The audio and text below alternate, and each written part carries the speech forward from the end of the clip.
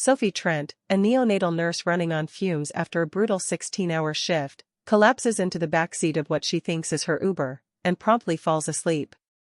But she's in the personal car of Luciano DeMarco, a ruthless underworld kingpin. Amused by her exhaustion and boldness, Luciano lets her sleep and ensures she gets home safely, but the encounter leaves a mark. Later, when his family needs a doctor who doesn't ask questions, Sophie is pulled into a dangerous world of clandestine medicine, forced to navigate high-stakes surgeries for men the law would rather see dead. As a bloody turf war erupts, Sophie faces the ultimate choice: save the man she's come to care for, or escape the lion's den forever. The heavy door of the BMW closed with a soft, expensive thud, sealing out the roar of the torrential rain. Inside, the air smelled of expensive leather, cedarwood, and something cold, like steel. Sophie didn't notice any of it. She was already gone, her chin tucked into the collar of her damp scrubs, her breathing deep and even. She looked small against the vastness of the custom interior, a fragile bird that had flown into a hunter's nest by mistake. In the front seat, the driver's hand went instantly to the holster hidden beneath his jacket. His eyes met his boss's in the rearview mirror, silent and questioning. He was waiting for the order to drag this intruder out and leave her on the wet pavement. But Luciano DeMarco didn't give the signal. Instead, he raised a single finger, silencing his man. He leaned back into the shadows, his piercing dark eyes fixed on the young woman sitting just inches away. In his world, people only approached him for two reasons: they wanted something from him, or they wanted him dead. Nobody ever just fell asleep on him. He watched the way her eyelashes fluttered and noticed the dark circles under her eyes. She looked like she had been carrying the weight of the world on her shoulders. For a man whose life was a constant chess match of violence and betrayal, her total vulnerability was fascinating. She was completely at his mercy, yet she was the only person in the city who wasn't currently afraid of him. "Sir," the driver whispered, his voice low and gravelly. "Should I remove her?" Luciano watched a stray lock of her brown hair fall across her face. A strange, rare feeling of calm washed over him. It was a moment of peace he hadn't felt in years. He reached out, his gold watch catching the dim light of the passing street lamps, but he stopped himself from touching her. He didn't want to wake her. "No," Luciano murmured, his voice like velvet over gravel. "She's exhausted. Look at her scrubs, she's a nurse. She probably spent all day saving lives while we spent ours breaking them." He looked down at her lap, where her phone screen glowed faintly. The Uber app was open, showing a car that was still 3 blocks away. She had made a simple, honest mistake. "Check the app on her phone," Luciano ordered. "Find her home address. We're going to give her the ride she's already paid for. And drive slowly, Marco. I don't want the bumps to wake her up." As the car glided silently through the rainy streets, the Mafia boss stayed in the shadows, watching over the sleeping nurse. He was a predator who had decided, just for tonight, to be a guardian. The sunlight streaming through the window felt too bright, stinging Sophie's eyes as she slowly blinked them open. For a moment, she felt more rested than she had in months. The last thing she remembered was the rhythmic thrum of a car engine and the comforting scent of cedarwood and expensive leather. She sat up abruptly, her heart skipping a beat. This was her bed. This was her apartment. But she didn't remember getting here. "The Uber," she whispered, her voice raspy from sleep. "I must have really crashed out." She reached for her phone on the nightstand to check the receipt, but her hand hit something else instead. It was a heavy, cream-colored card with gold-embossed edges. It looked like it belonged in a museum, not on her cluttered bedside table. Sophie picked it up, her fingers trembling. There was no name, only a phone number and a small, sharp crest of a lion. Underneath the number, a few words were written in elegant, masculine handwriting: "You should check the license plate next time, Nurse Trent. Sleep well." A cold shiver raced down her spine. She scrambled to grab her phone and opened the Uber app. Her breath hitched. The app showed that her driver had cancelled the ride 10 minutes after she was supposed to be picked up because he couldn't find her. If he cancelled, then whose car was I in? She closed her eyes, trying to force the blurry memories to sharpen. She remembered the heavy thud of a door. She remembered a man in the front seat with a dark suit and a cold stare. And then, she remembered a shadow in the seat next to her, a man who hadn't moved, hadn't spoken, but had watched her with eyes that felt like they could see through bone. She turned the card over. On the back, in the same gold ink, was a stamped address for a private estate on the outskirts of the city. A place the locals called the Fortress. Sophie dropped the card as if it had burned her. She knew that crest. It belonged to the DeMarco family. She hadn't just taken the wrong ride, she had used the city's most feared mafia boss as a pillow. The realization hit her like a physical blow. She had demanded a ride from a man who usually gave people one-way trips to the bottom of the river. Why was she still alive? Why had he brought her home? Just then, her phone buzzed with a text message from an unknown number. It simply said, "The lion doesn't forget a favor, Sophie. See you soon." The two men didn't lead Sophie to a regular ambulance or a clinic. Instead, they ushered her into the same black BMW from that rainy night. The drive was silent, winding through the industrial outskirts of the city until they reached a nondescript warehouse. Inside, the cold concrete and rusted metal of the exterior vanished. The basement had been converted into a high-tech medical suite that looked more advanced than the hospital where Sophie worked. Glass walls, stainless steel tables, and flickering heart monitors filled the room. At the center of it all stood Luciano DeMarco. He wasn't wearing his suit jacket anymore, his white shirt sleeves were rolled up, revealing a glimpse of a dark tattoo on his forearm. He looked up as Sophie entered, his piercing eyes tracking her every move. "Nurse Trent," he said, his voice a low rumble. "Thank you for coming on such short notice." "I didn't exactly have a choice, did I?" Sophie replied, her voice shaking as she took in the scene. On the central table lay a young man, barely 20 years old. He was pale, sweating, and clutching a blood-soaked towel to his side. The metallic scent of blood hit Sophie instantly, triggering her professional instincts. "This is Marco's brother," Luciano said, gesturing to the man who had been his driver. "He was caught in a misunderstanding at the docks. He has a bullet in his side, and he can't go to a public ER. If the police see him, he's dead. If you don't help him, he's dead." Sophie looked at the wound. It was deep, and the bleeding hadn't stopped. She realized why Luciano had chosen her. He didn't just need a nurse, he needed someone who wouldn't blink at the sight of a crime. "I need sterile water, local anesthetic, and a surgical kit," Sophie snapped, her fear suddenly replaced by the cold, hard focus of a medical professional. "And I need everyone who isn't holding a light for me to step back." Luciano watched her with a faint, admiring curve to his lips. He saw the transformation, from the exhausted, trembling girl in his back seat to a woman with ice in her veins and steady hands. For the next 2 hours, Sophie worked in the dim light of the basement. She ignored the armed men standing guard and the shadow of the mafia boss looming over her. She focused only on the pulse under her fingers and the glint of the bullet lodged against a rib. When the projectile finally clinked into a metal tray, a collective sigh of relief filled the room. "He'll live," Sophie whispered, wiping sweat from her brow. "But he needs antibiotics and rest." Luciano stepped closer, so close she could smell the cedarwood on his skin. "You did well, Sophie. Most people would have fainted. You belong in the den." He handed her a glass of water, his fingers brushing hers. Sophie realized with a jolt of terror that she wasn't just his nurse anymore. She had become his accomplice. A week passed before the black car appeared again. This time, there were no guns visible and no threats of private matters. Instead, Marco stood by the open door with a garment bag in his hand.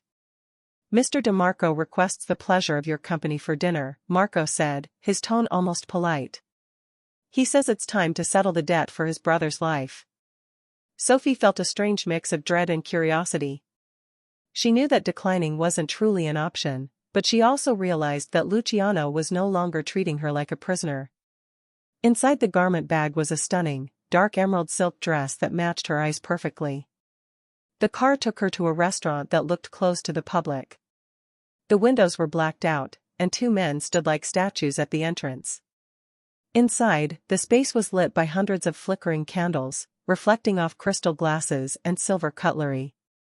It was beautiful, but the emptiness made it feel like a golden cage.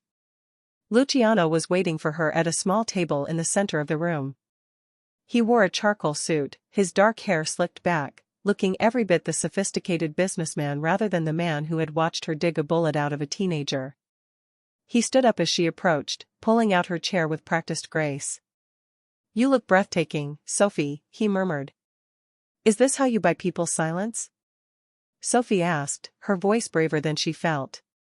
"With silk dresses and expensive wine?" Luciano smiled, a real smile that reached his piercing eyes. "I don't need to buy your silence. I know you're a woman of your word. This is simply a change of pace. In my world, we rarely get to enjoy a meal without looking over our shoulders. I wanted to see if you could still be a normal woman, and if I could still be a normal man."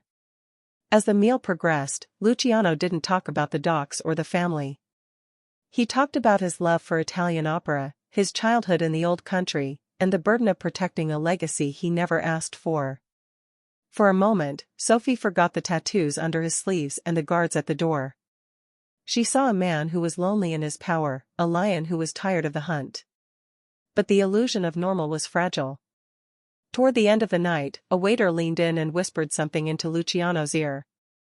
Sophie watched as the warmth drained from Luciano's face, replaced by a cold, lethal mask. "I'm sorry, Sophie," he said, his voice dropping an octave. "Our evening has to end. The misunderstanding from the docks has escalated. It isn't safe for you to be seen with me right now." Before she could ask what was happening, Luciano signaled to Marco. "Take her home. Use the back routes." "And Marco?" "If a single hair on her head is touched, don't bother coming back." The ride home was nothing like the quiet trip from a few nights ago. Marco drove like a man possessed, his eyes constantly darting to the side mirrors. The city outside felt different, the air was thick with a tension that Sophie could feel in her bones. "What's happening, Marco?" she asked, clutching the emerald silk of her dress. The balance shifted, he replied shortly, his hands tight on the steering wheel. "A rival family thinks Luciano is weak because he's been distracted. They're making a move." Just as they turned onto Sophie's street, a deafening explosion rocked the air. A block away, a car burst into a pillar of fire, lighting up the rainy night. Sophie screamed as Marco slammed on the brakes, pulling a sharp U-turn that sent the tires screeching. "They're waiting at your apartment," Marco shouted over the roar of the engine. "We can't go there." Sophie's world turned upside down in an instant. Her quiet life, her nursing job, her safe apartment, it was all gone. She was now a target simply because she had sat at a table with the lion of the city. The BMW sped toward the outskirts, deeper into the industrial district. Marco's phone buzzed incessantly. He listened for a moment, his face turning pale. "The main estate is under siege. Luciano is heading for the safe house. We're meeting him there." They reached a nondescript brick building hidden behind a scrapyard. As the heavy steel gate rolled shut behind them, Sophie saw Luciano. He was leaning against a black SUV, his shirt torn and blood spattered across his cheek. He looked like a warrior who had just walked out of a furnace. When he saw Sophie, he moved toward her with a speed that took her breath away. He grabbed her by the shoulders, his eyes searching hers for any sign of injury. "Are you hurt?" he demanded, his voice a frantic growl. "I'm fine, but my life." "Luciano, they blew up my street," she cried, the reality finally crashing down on her. "I know," he whispered, pulling her into a hard, protective embrace. "I promise to keep you safe, and I will. But the city is no longer yours, Sophie. Until this is over, you belong to the shadows.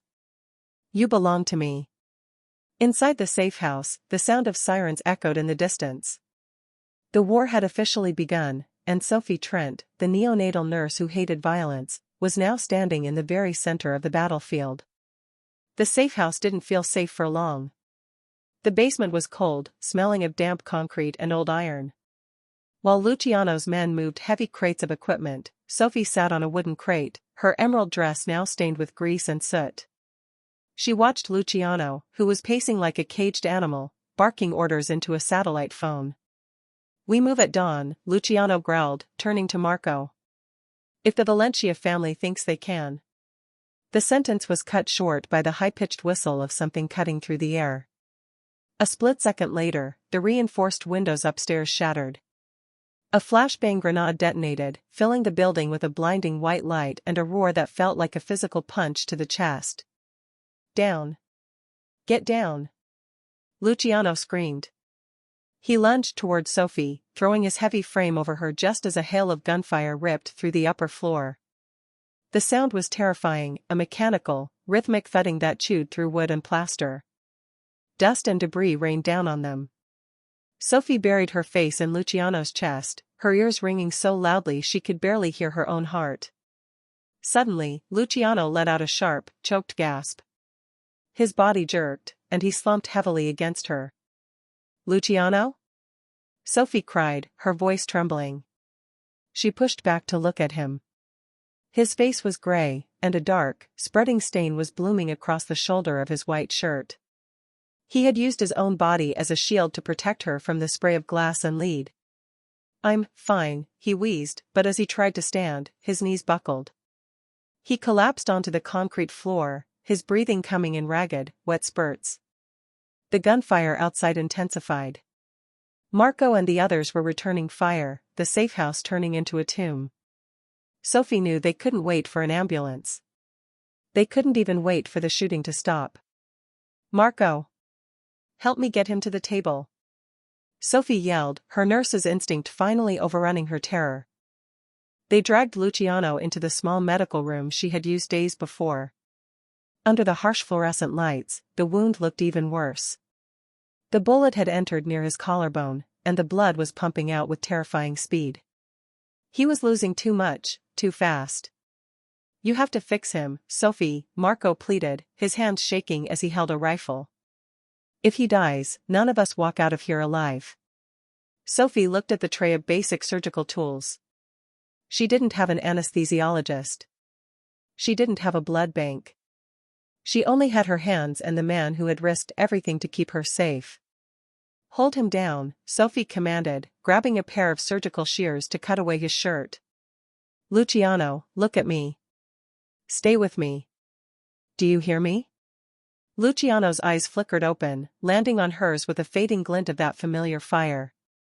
"Do what you have to do." "Nurse Trent." The walls of the safe house shook as a grenade detonated nearby, sending a shower of plaster dust onto the sterile field Sophie had desperately tried to create. She didn't flinch. Her world had narrowed down to a 3-inch circle of torn flesh and the rhythmic, terrifying spurting of Luciano's lifeblood. "Pressure. More pressure, Marco," she commanded. She wasn't a neonatal nurse anymore, dealing with tiny heartbeats and delicate lungs. She was a combat medic in a dress, fighting a war in a basement. Luciano's pulse was thready, a weak drumbeat fading into the distance. He had lost consciousness, his head lolling to the side, his skin the color of ash. Sophie gripped the hemostat, her fingers slick with blood. She had to find the artery. If she couldn't clamp it within the next 60 seconds, his heart would empty out on this cold concrete floor. Every time a bullet hit the exterior wall above them, the vibration made her hands jump. "I can't see. I need more light," she screamed. Marco held a tactical flashlight with a trembling hand, the beam dancing over the wound. Sophie took a deep breath, closed her eyes for a split second to steady her soul, and dove back in. Her fingers brushed against something hard, the bullet, but she ignored it. She needed the vessel. There. With a sharp click, she locked the clamp onto the nicked artery. The geyser of blood stopped instantly. The silence that followed in the room was deafening, even with the war still raging outside. Is he dead?" Marco whispered, his face ghostly white. Sophie pressed 2 fingers to Luciano's neck. For 5 long, agonizing seconds, she felt nothing. Then, a faint, stubborn thump pushed against her skin. "He's alive," she breathed, her voice cracking. "But I have to get the bullet out. It's sitting right against his lung." As she worked, the roar of gunfire began to fade, replaced by the heavy, methodical thud of tactical boots. The door to the medical suite was kicked open. Sophie didn't even look up, she was busy suturing the delicate tissue around the entry wound. "Secure the perimeter," a voice boomed. It wasn't the rivals. It was Luciano's reinforcements. The cavalry had arrived, but for Sophie, the battle wasn't over until the last stitch was tied. She pulled the final knot tight and slumped back against the wall, her emerald dress ruined, her hands stained a deep, permanent red. She looked at the man she had saved, a man who lived by the sword and nearly died by it. She had spent her life following an oath to do no harm, but tonight, she realized she would kill to keep this man breathing. The safe house was silent now, the air thick with the smell of gunpowder and antiseptic. 3 days had passed since the night the world ended, and Sophie hadn't left Luciano's side. She had traded her ruined silk dress for a fresh set of black scrubs provided by his men. She sat in a chair by his bed, watching the steady rise and fall of his chest, her fingers interlaced with his. Luciano's eyes slowly fluttered open. He looked at the ceiling, then at the 4 bag dripping fluids into his arm, and finally, his gaze landed on Sophie. He didn't look like a boss or a predator, he looked like a man who had seen the edge of the abyss and been pulled back. "You're still here," he whispered, his voice a dry rasp. "I'm a nurse, Luciano," Sophie said, a tired smile touching her lips. "I don't leave my patients until they're stable." Luciano squeezed her hand, his strength returning. "You did more than stabilize me. Marco told me what happened. You saved the family. You saved me when my own world was burning down." He struggled to sit up, and despite his pain, his expression became intensely serious. "Sophie, the life you had is gone. The Valencia family knows your face. The police have questions about the explosion on your street. You can't go back to the hospital. You can't go back to that apartment." Sophie felt a pang of sadness for the quiet life she had lost, but it was quickly replaced by a strange sense of belonging. She realized she no longer fit in the brightly lit, rule-bound halls of St. Jude's. "I have a proposal," Luciano continued, leaning closer. "I am building a new facility, a ghost hospital. It will have the best equipment money can buy, staffed by people who don't exist on any paper. I want you to run it. I want you to be the heart of my organization. You'll have the power to save whoever you want, and I will be the shield that ensures no one ever touches you again." Sophie looked at her hands. They had dug bullets out of skin and held a kingpin's life in the balance. She thought about the lion's den she had accidentally walked into. It was dangerous, it was bloody, and it was the first place she had ever felt truly needed. "And if I say yes?" she asked. "Then you aren't just a nurse anymore," Luciano said, his eyes burning with a mix of authority and affection. "You are the queen of the Denver. My word is law, but your word will be the lifeblood of this family." Sophie looked toward the window, where the sun was beginning to rise over the city. She thought of the exhausted girl who had mistaken a BMW for an Uber, and she realized that girl was gone. She turned back to Luciano and squeezed his hand. "When do we start?"